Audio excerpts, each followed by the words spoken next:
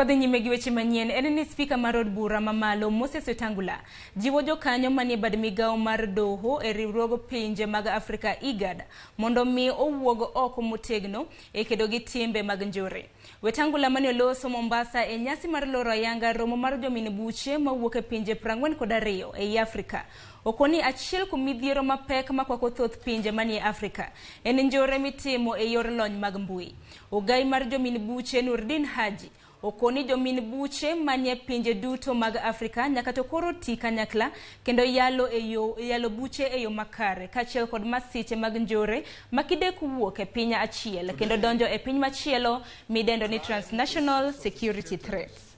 And I dare say criminals are always a step ahead of the prosecutors. So you have to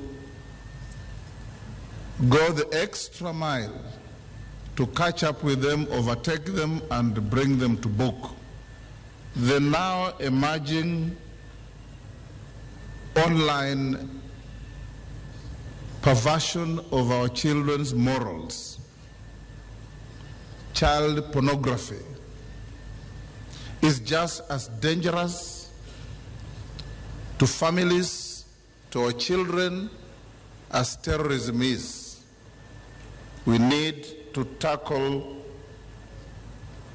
child pornography, where people sitting in the comfort of their capitals in developed countries are rolling out programs and unleashing them online that pervert the morals of our children and therefore destroy the future of our communities and societies.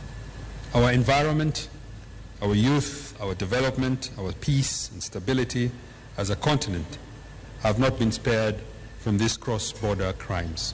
Accordingly, it is imperative that as prosecutors we develop mechanisms for